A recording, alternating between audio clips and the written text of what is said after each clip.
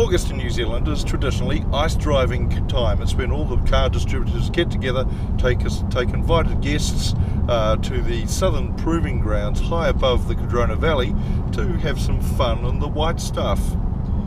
And that was a plan for us with BMW today. Unfortunately, the weather gods didn't smile. It rained last night, it's been too warm, and the beautiful conditions that existed yesterday are now just slush today, so we're on to plan B. And plan B is pretty good too, because it involves me riding in a car that I was especially intrigued to drive on the ice, and it's this beautiful flagship of the BMW range, the BMW 760Li xDrive. Now, I'm absolutely fascinated by this car. It's the only V12 in the BMW range. If you know a little bit about BMW's association with Rolls-Royce, you'll understand why there's a V12 under the bonnet. And it's the most expensive BMW you can buy in New Zealand. And I was incredibly fascinated as to why, even though it is xDrive, why you'd take it up to the ice. Well, today we're going to have that. We can't show you how it would have gone, but we've missed that opportunity sadly, but we still have the next best thing. We're riding with Lars Mysliwietz. He's the BMW Germany's top driver trainer for ice driving, 3-time German rally champion, so the guy knows his stuff. Lars, first of all, I hope I pronounced your surname correctly. How did I go? Very good, so yes. Everything fine, yes. Is this a car that you're very familiar with? Yes, I drove the car first time at the beginning of the year, and I was very proud to do this because it's a luxury and it's an M car. So you have a lot of power, 610 horsepower. That's so beautiful, but we can have fun. Yes. To accelerate, and you have the luxury. So this combination makes it so nice to drive. Yes, this car has a lot of fire. Yeah. And I had also the chance to drive this car on a racetrack, and it was incredible. Right. How to do it. Not only the power. This is one point. The other point is that the driving skills of the car are so fantastic. Yeah. It's clear. This car is not built for driving on ice. That's not the main idea of this car. Yeah. But here, and that's the great thing on this event, we can demonstrate the people that the car, which is built for other things, is also working very well on the ice conditions. In combination with the xDrive, the car has the traction, brings the power on the road. That's very important. It's safe, another important point, and it gives you a lot of driving pleasure. Now, Lars, one thing I was intrigued with, what you had planned for us was a race between, a timed sprint on ice between this car and the BMW i8, another car that I would have never expected to find at an ice driving experience. It would have been an interesting showdown. What's been winning that showdown? Yeah, that's interesting. Depending on the exactly parcours we have. Yes. Because we have, when we do this, a parcours with cones, it's a kind of slalom. And there you need a car which have a good traction and a car which has a good handling. Yes. Both is possible with both cars. And which car is on this special parcours the faster one? A little bit difficult to say. Really? They are very similar together.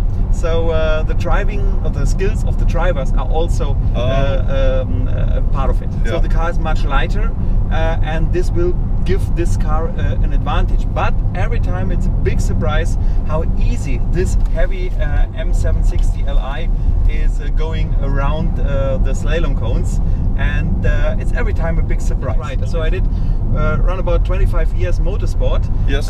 Started in circuit racing. It was single-seater racing.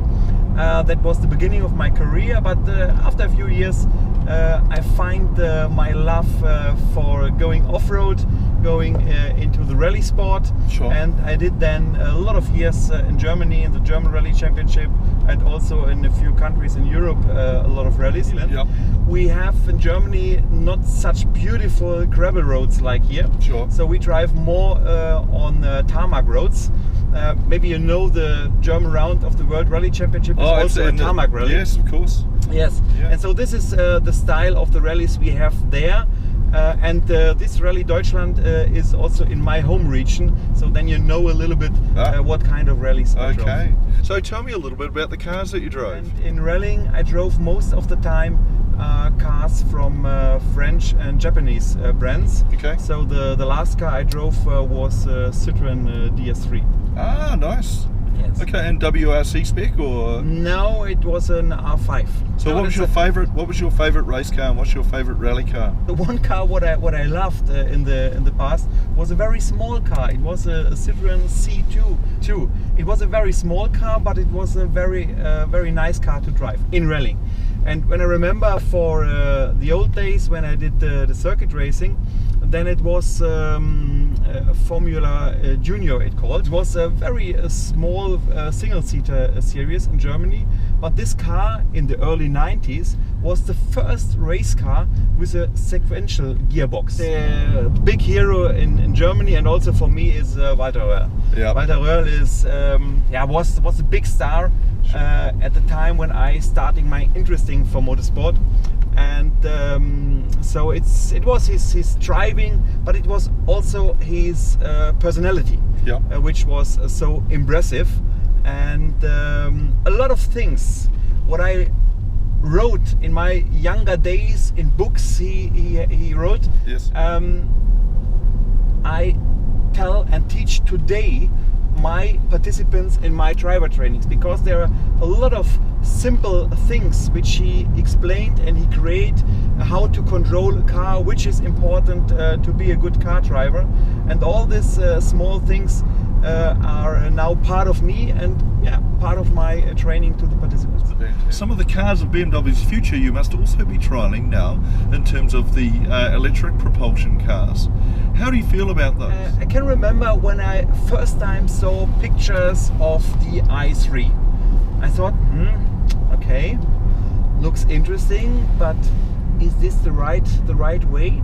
And then I can remember a few years later when I drove the car first time, I was absolutely surprised for me how interesting, how powerful, how easy this car is to drive. Then later I drove first time the i8, yes. Which also was a fantastic car, so easy to drive. Yes, I'm a fan of it. Well, I think you'll agree that's a fascinating insight into the life of a BMW driver trainer. And Lars, as you were saying, has very much enjoyed his time in New Zealand. He said it's one of his favourite spots, so another win for us. Anyway, he's in the chauffeur mode now, and I'm enjoying the luxury of this beautiful 7 Series. So, drive on, Lars. I don't suppose we have any champagne on board. Yeah, okay, this will be the nice. Next step. All the best. Hey, thanks for watching. Have a great day.